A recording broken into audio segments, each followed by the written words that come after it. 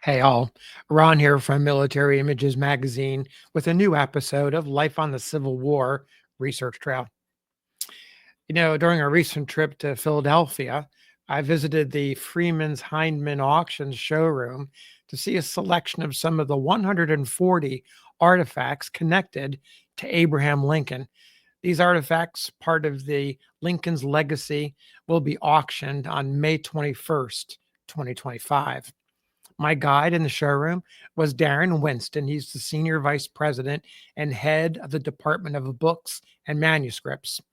Darren and Adam Diaz, the department coordinator, opened cases so that I could study the artifacts that date back to the earliest parts of the 16th president's life up to and after his assassination in April of 1865.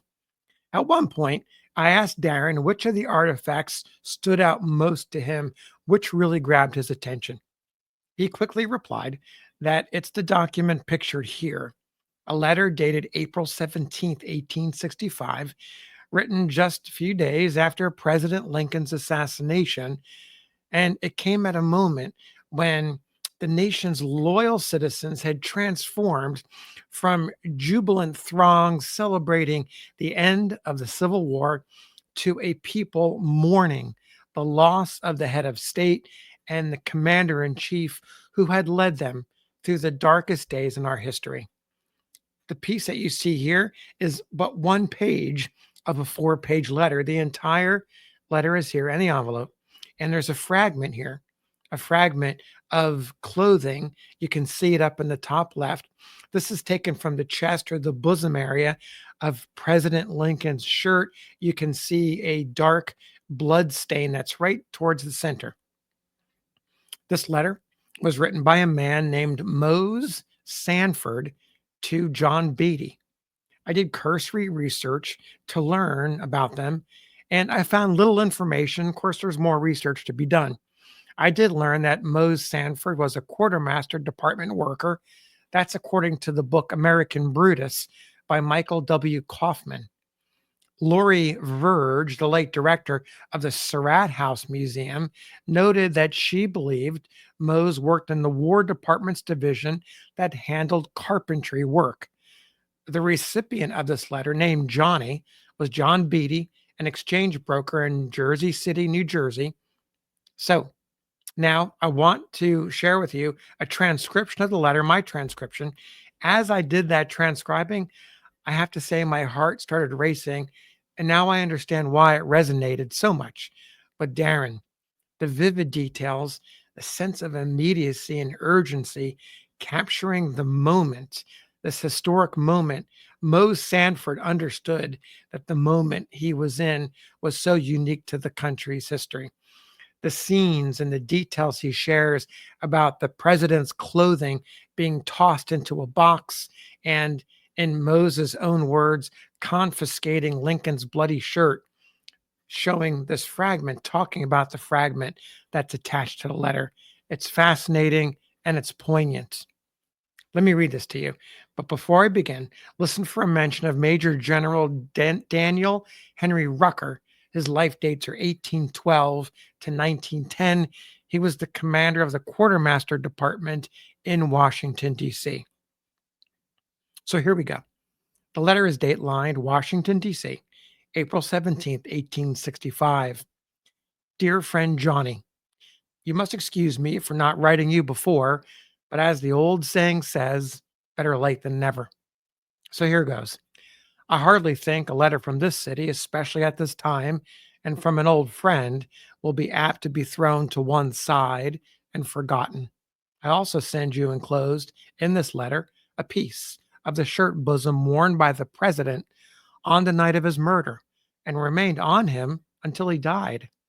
I wish you to give a piece of it to Billy Denver and Tom Green. I could sell every inch of it for $5, but prefer dividing it among friends and more, especially you, Billy and Tom, for I know you will keep and appreciate it.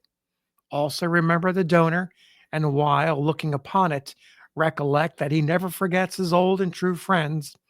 I have his necktie, the president's necktie, and would not take $50 for it Have been offered $10 for it several times. I suppose you would like to know how I came by his clothes. Well, the morning he died, a General Rucker came immediately to our shop and had a common pine box made to bring him from 10th Street to the White House. In after they arrived at the house, they cut off his clothes off of him and threw them in the box we made and sent the box back to the shop for safekeeping. It was placed in my charge in my room, the hardware department, and just as soon as the coast was clear, I unscrewed the lid and went through the wardrobe for relics. I found on one of the sleeves of a shirt one of his sleeve buttons, black enamel, trimmed with gold, and the L on the outside with AL underneath. That's his cufflinks that I sent to the Secretary of War. The bosom of his shirt was the next thing which met my eye, as it had considerable blood upon it, so I just confiscated the whole of it. The piece I send you, and another about the same size, is all I have left. The necktie I wouldn't part with under any consideration. I've taken all the screws out of the box, which were turned down on him from 10th Street, that's the Peterson house, to his house, the White House, and have put others. Will give you one when I come home. The box he was brought up in is within 5 feet of my desk where I'm now writing. Don't forget to give Tom and Billy a piece of it, shirt and bosom. The murder took place just 25 minutes to 11 last Friday night at Ford's Theater on 10th Street. The play was Our American Cousin. I was at Grover's Theater next to Jim Lambert's, just 3.5 blocks from Ford's. They were playing Aladdin or The Wonderful Lamp and had just commenced the fourth act.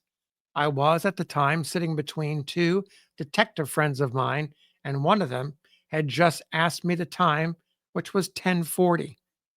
Miss German had just finished a song called Sherman Marching Down to the Sea and was about to repeat it when the door of the theater was pushed violently open and a man rushed in.